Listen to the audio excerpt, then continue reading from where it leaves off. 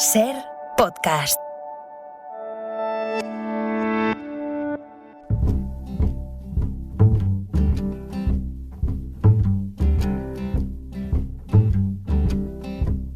In the water, fire, I'll go wherever you go. In the valley, in the canyons, I'll go wherever you go. Siento romper la magia de Valentina Rojo y Daniel Sousa, que están bailando la sintonía de la ciencia en el control, pero es hora de saludar a Pere Estupiñán y Javier San Pedro. Buenos días. Hola, buenos días. Buenos días, Lourdes. Como sois científicos y es domingo de resurrección y no tenéis, seguro que no creéis en eso. Pues, ¿En la resurrección? Claro, os he hecho venir por eso. No mucho, no.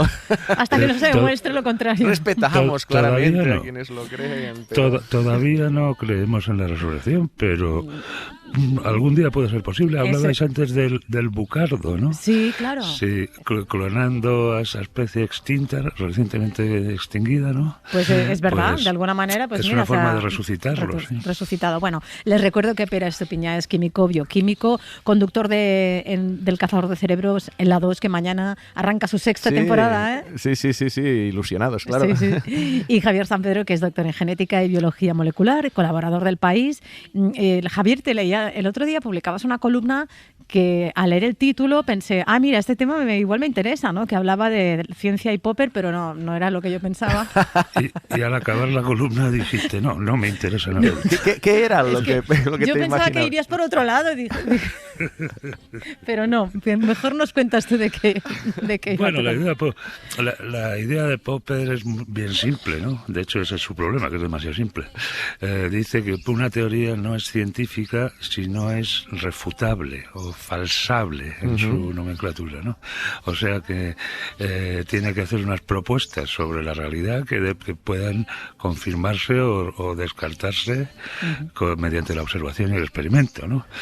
Esto es una cuestión muy candente en física ahora, porque la mayor parte del talento joven de las últimas generaciones de los físicos teóricos se han sentido atraídos por una verdadera moda arrasadora en la física, que es la teoría de cuerdas. Recordemos muy brevemente que los dos pilares de la física actuales son la mecánica cuántica para el mundo de lo muy pequeño, el mundo subatómico, y la relatividad de Einstein, que rige el universo a grandes escalas, ¿no? Por ejemplo, los movimientos de los planetas alrededor del Sol o de la Luna alrededor de la Tierra, pues los fenómenos de la gravedad e incluso el comportamiento del cosmos en su conjunto, ¿no? Pues si se está expandiendo el cosmos, por ejemplo, ¿no? Como sabemos que lo está haciendo, y de una forma acelerada. Bien, la teoría de cuerdas ha generado una estructura matemática muy brillante y que de hecho ya ha influido en las matemáticas mucho, pero no ha hecho ninguna propuesta que pueda refutarse, ¿no? La teoría habla de unas escalas de tamaño tan ínfimas que no están fuera del acceso de nuestros aceleradores de partículas más poderosos, de manera que, según muchos físicos, no es ciencia. Es una filosofía o una religión, porque no es refutable, ¿no? En la nomenclatura de Popper. Claro, los teóricos de cuerdas se ofenden.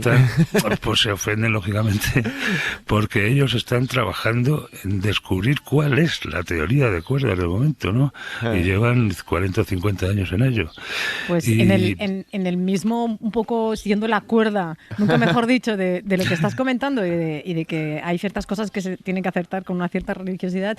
Nos comentabas tú el informe que se presentó en la Fundación BBVA sobre los bulos, sobre todo bulos científicos, fake news. Sí, o sea, que bien hilado lo de la teoría de cuerdas con el informe. Pero no estaba en el guión esto. No, ha sido improvisado. Me inspiraron los pajaritos que sonan de fondo. Sí, es que me he salido afuera porque hace un día espectacular. Qué bien, y claro, qué envidia. Está lleno de pájaros. Sí, se ven los pajaritos, sí. Pues lo que comentaba sí que se ha presentado un estudio donde todos tenemos una impresión de cómo se han cómo se ha movido la desinformación durante la pandemia y tal, y le han hecho un estudio que lo ha analizado con datos y al final ha confirmado lo que sospechábamos, ¿no? Que las redes sociales son la principal fuente de desinformación. Es verdad que el estudio ha profundizado un poco y ha visto que hay noticias falsas muy groseras, ¿no? Lo del 5G y los microchips y las vacunas burdas, y tal. Burdas, sí. Pero luego muchas exageraciones y algunas que son más difíciles de distinguir, sobre todo las que incorporan algún elemento científico, ¿no? La que te llega por WhatsApp un vídeo de un doctor o un médico, o que se presenta como médico, que quién sabe si lo es, o científico, diciendo que nos están engañando, y entonces con esa credibilidad que da el título, pues entonces se expanden más fácilmente.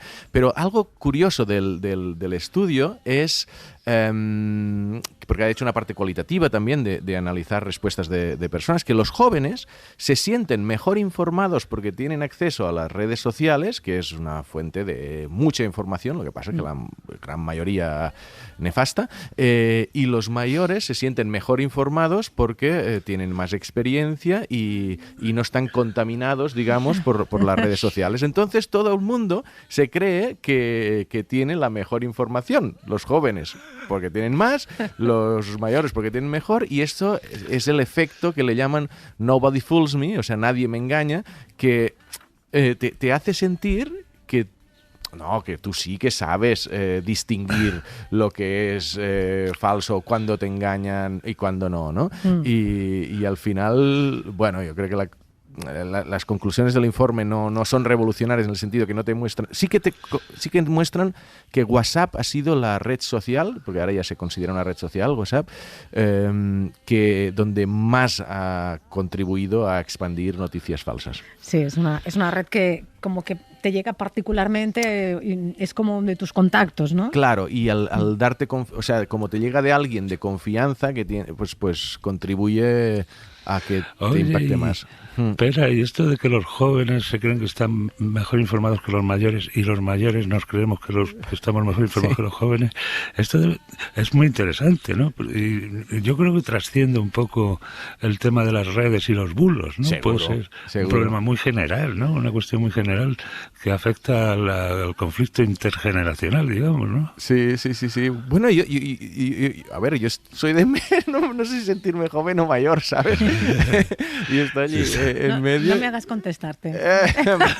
Pero bueno, una cosa es lo que eres, cómo te sientes, ¿no? Pero yo sí tengo sensación de que a mí, cuando hay algún jovencito de estos que me dice que ha visto algo en Twitter y que sin tener la experiencia, sin haber vivido, tiene esa arrogancia pues yo me siento mayor en ese sentido. O sea, yo las redes sociales o sea, creo que en cuanto a información es una buena idea, pero no... Pero en su justa medida, ¿no?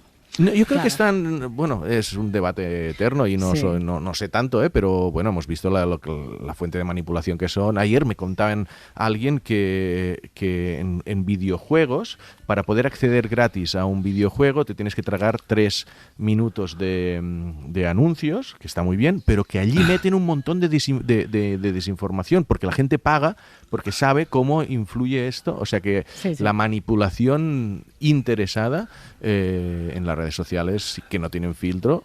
Yo lo he dicho alguna vez, si yo aquí suelto alguna animalada, pues la semana que viene no me echáis y ya está. Pero en redes sociales, la gente te contesta y nosotros rectificamos. Muy rápidamente, porque quiero tratar otro tema con una invitada que ya nos está escuchando, pero no quería dejar de comentar con vosotros que la Agencia Espacial Europea ha suspendido todo tipo de cooperación en material, en temas de espacio con Rusia por culpa de las sanciones. Se tenían previstos los proyectos, concretamente los proyectos Luna 25, 26 y 27, y no sé cómo está impactando mucho este tema en la comunidad científica, ¿no? En la cooperación científica, el tema de la guerra de Ucrania.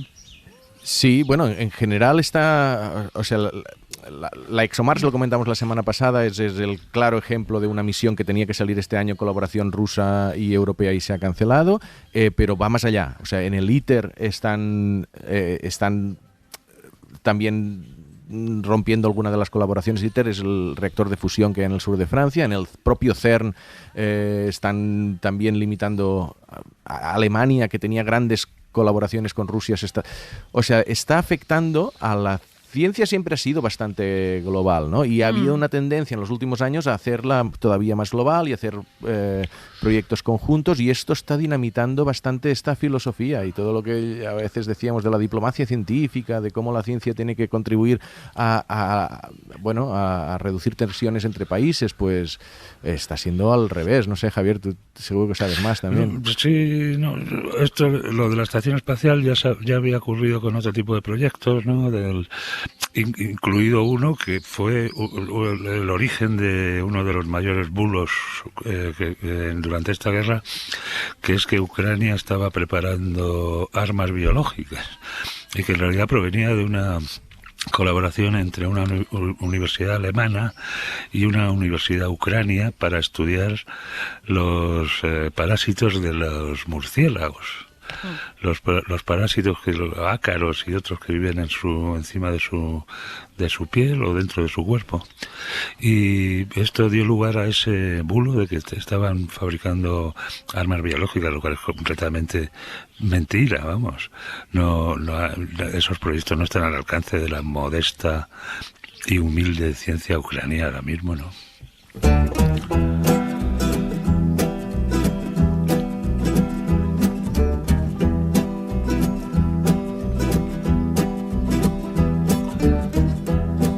Sleeping with one eye open, so I can see when you're coming home. Hay pocas cosas que nos acompañan todos los días y que apenas nos demos cuenta. Parece que no están, pero si reparamos en ellas durante un tiempo les podemos sacar más usos de los que aparentemente tienen, y no os imaginéis de lo que estoy hablando.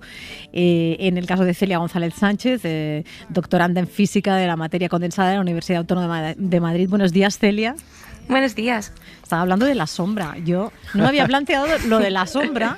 Enseguida me vino a la cabeza Peter Pan, que perdía la sombra, ¿no? Se le iba la sombra. Sí, y las brujas también, ¿no? No sí. Tienen sombra, ¿no? Ah, mira, esto no, pero a mí me vino a la cabeza Peter Pan, ¿no? Yo no sabía que se podía calcular el peso de la sombra. Bueno, es que eso es pura poesía, ¿no? Es precioso. ¿Cuánto pesa tu sombra? Es muy bonito. Tú, Celia, has estado observando algo que llevamos todos los días, que nos acompaña, sigue nuestros pasos, por delante, por detrás, según el momento del día, y a lo que le prestamos poca atención. Si estudiamos con detenimiento nuestra sombra, nos podemos dar cuenta de que tiene peso. Más o menos sí. Para responder a esta pregunta, yo creo que hay que empezar primero por explicar qué es la sombra y, por supuesto, qué es la luz. Y es que la sombra, pues como todos sabemos, no es más que la ausencia de luz que no llega a un lugar porque hay un objeto que la bloquea. Pero si queremos explicar qué es la luz, pues ya no es tan fácil de explicar. De manera un poco simple, podemos decir que la luz está formada por fotones, que son partículas que no tienen masa, pero que sí que tienen energía. Y con esa energía, estas partículas son capaces de empujar a otros objetos. Así que cuando nosotros nos ponemos delante de una luz, una lámpara o del sol, estos fotones que están en la luz, nos empujan y ejercen sobre nosotros algo que llamamos una presión de radiación. Y en el área que estamos bloqueando esa luz, estos fotones no llegan y por tanto no sienten esa presión. Y justo esta diferencia de presión la podemos cuantificar mediante el peso, que es la fuerza que nosotros hacemos cuando nos subimos a una báscula.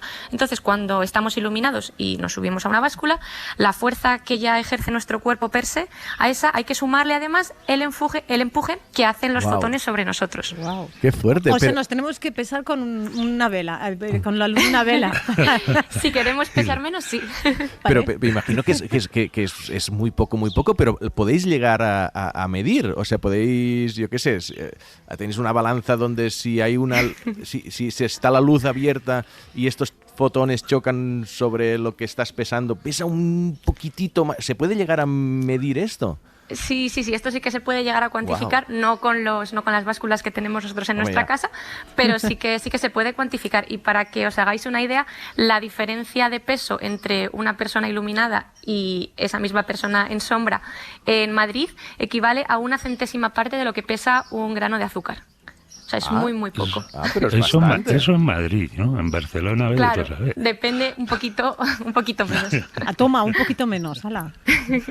Estamos menos gordos. Ostras, pues más de o sea, 1/100ª parte de un grano de azúcar es más de lo que yo hubiera imaginado, ¿sí? ¿No? ¿Y eso puede tener consecuencias para alguna cosa?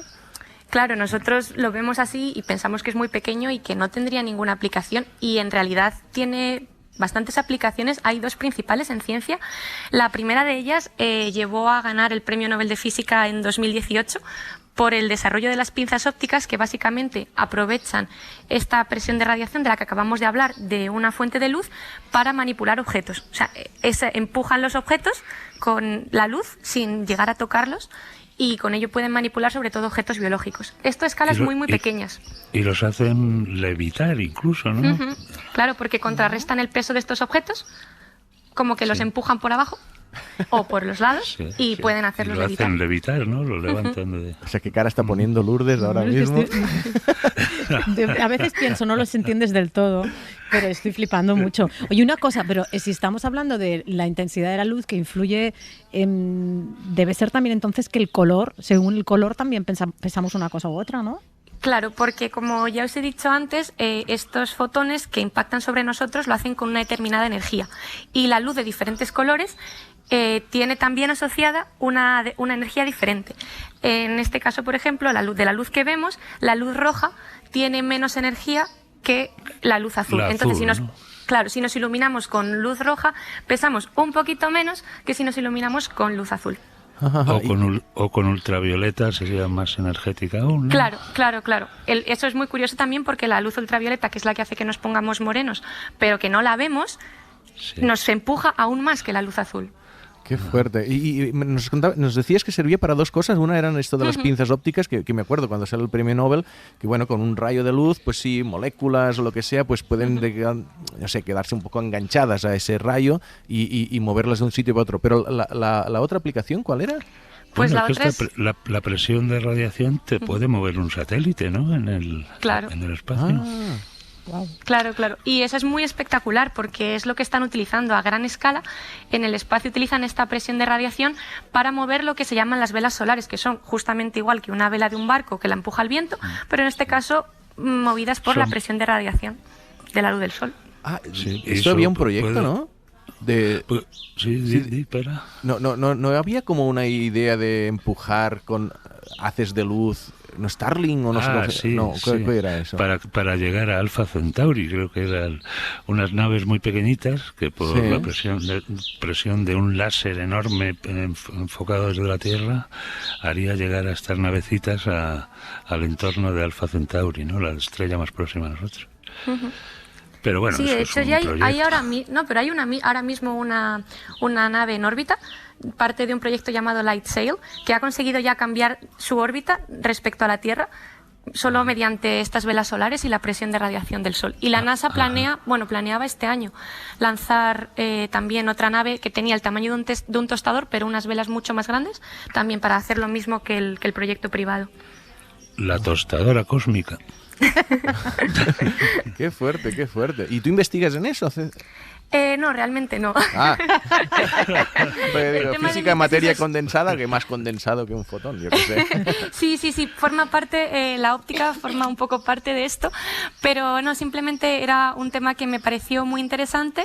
Me puse a investigar un poco sobre él y vi que, pues hablando también esto de noticias falsas y de la información que nos llega y no sabemos muy bien qué fuente tiene, me puse a investigar y vi que la información que yo podía encontrar, que estaba en libros o en internet, pues no era del todo correcta.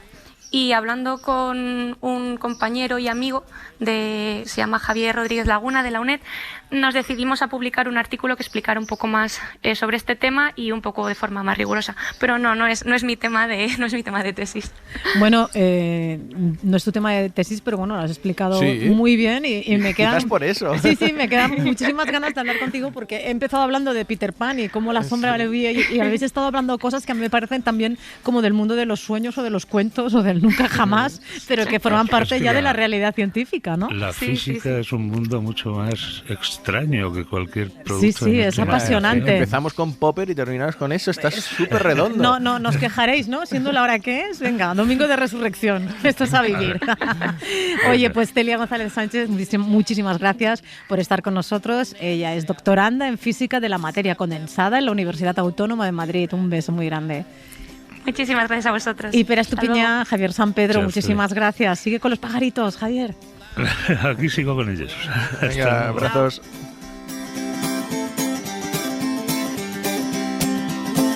All you boys there out in a circle. Suscríbete a La Ciencia.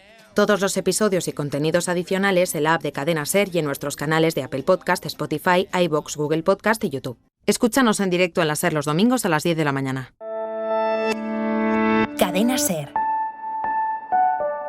La radio.